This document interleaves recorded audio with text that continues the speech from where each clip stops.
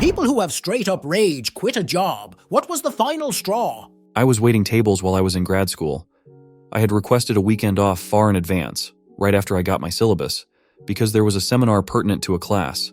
Our professor expected us to go and write a paper. It was a decent chunk of our grade. The weekend comes up and lo and behold, I'm scheduled doubles Friday through Sunday. I hunt down the manger and say I can't do that, and I've given months' notice. She pulls the requests are just requests, not guarantees, and I tell her point blank, I will fail this class if I don't go. She shrugged. She said, that isn't my problem. I told her is now and left. Like hell, I was going fail a class for my master's degree waiting tables at a fudging rainforest cafe. Story 2. My mom was sick for over 20 years, had a heart transplant and finally got cancer. She went into the hospital and I knew that she was going to pass away there in a few weeks.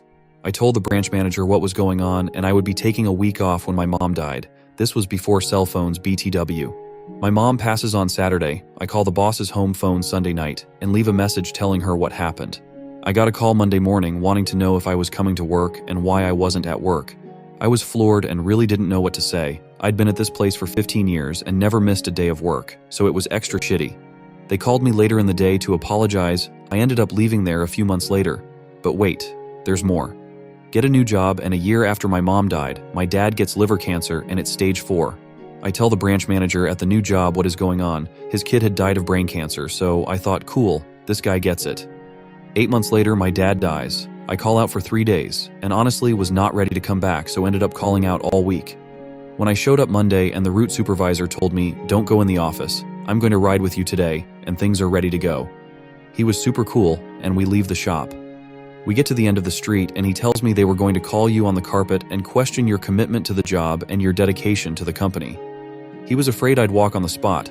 I wouldn't have done that, but for sure would have said things I regretted. I thanked my immediate boss for preventing that and ended up leaving a couple months later.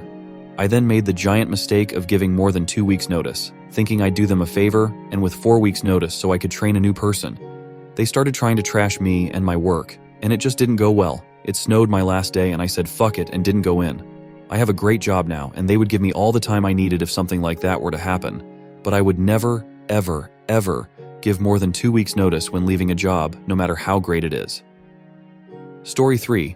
I was working when I got the call that my partner of 7 years had been in a terrible car accident while visiting family in Florida. He was in the hospital and his mother called me to tell me he wasn't awake yet. I was obviously devastated and scared out of my mind. Told my coworkers and boss because it was obvious I was panicking, and they told me to take the rest of the weekend off so I could deal with things and prepare and clean his apartment for when, if he got back. Specifically, they said to come back Monday, and it was a Friday. Next day I was cleaning up his apartment when I got the call from my boss screaming about why I hadn't come into work that day. I told him that I recalled him telling me to take the weekend off and come back Monday. He said to come to work immediately because they needed me. Against my better judgment and my emotional state, I showed up and clocked in. Boss came up to me, threw the stack of checks down on the counter that had just come in, and told me, if you do that again, you're fired. This was someone who had never yelled at me before, or even dared speak to me in any stern way. Prior to my arrival, their store was an absolute mess, and I spent all of my free time, what little there was, reorganizing and cleaning and setting up new systems. For some reason, the fact he chose to start speaking to me this way and demanding my attention now, at that time, it just made me snap. A chord was struck and it resonated, strong. I got the message clearly.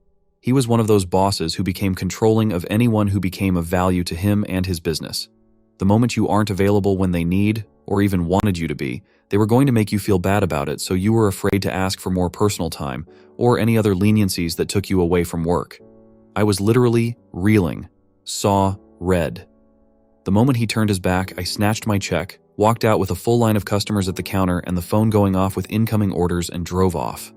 He blew up my phone all day. I never went back. Story 4. One very busy night while waitressing, I was standing at a table of 12 in the middle of taking their order when another waitress came up to me and said, our boss wanted us in their office that instant. So I leave my full section in the middle of chaos to go see what the problem is. My boss began to chew us both out because the other girl asked if I would switch shifts with her and I had agreed. I didn't say anything but was obviously annoyed because I had just left all my tables thinking there was some sort of emergency. My boss looked at me and asked why I looked mad, and I told him, I feel like this could have been sorted out without me. If you didn't want her to leave early, you could have just told her no instead of pulling me away from our customers. They said, if you're going to have an attitude, get your crap and leave. I said okay and went to transfer my tables. I was over it. I had worked there 3 years, and the owners were alcoholics that treated us like garbage and spent all the company money on themselves instead of getting ingredients to make food or paying their employees. The other waitress came back out and said our boss wanted me back in the office. I went in and they said, put your apron back on, you're not fired. I said, you're both fudging crazy if you think you can treat people the way you do and expect them to want to work for you. And I walked out. As I was leaving, they came out behind me saying I would regret it and was never allowed back if I left. I threw up my middle fingers and kept walking. Story 5. Not me. But a colleague once wrote a long stinker of an email, hit send at 10:30 a.m. and exited the building immediately. He blind copied all receivers but sent it to multiple departments of a large multinational I was working at. No one knew who didn't get the email, except for the gasps and OMGs around the office. He was completely disgruntled and went in on multiple managers, supervisors, and various colleagues with absolute venom. It was amazing. Still the best work email I've ever received, and some shit he called out actually had to be addressed by management. It brought about a lot of positive change. If you're out there, Khalil, that was awesome.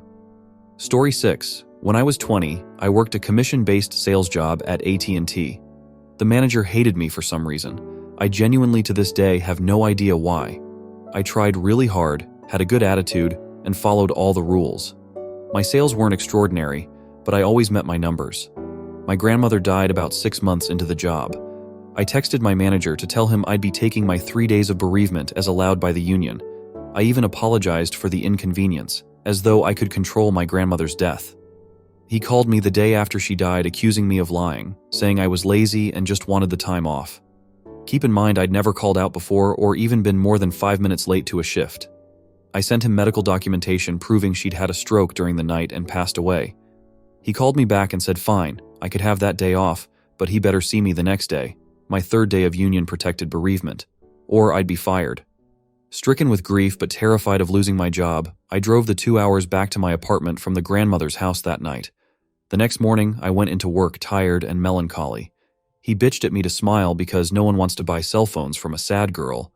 I plastered on a smile and hit the sales floor. At lunchtime, I cried my eyes out in my car, reapplied my makeup, went back to work with my fake smile.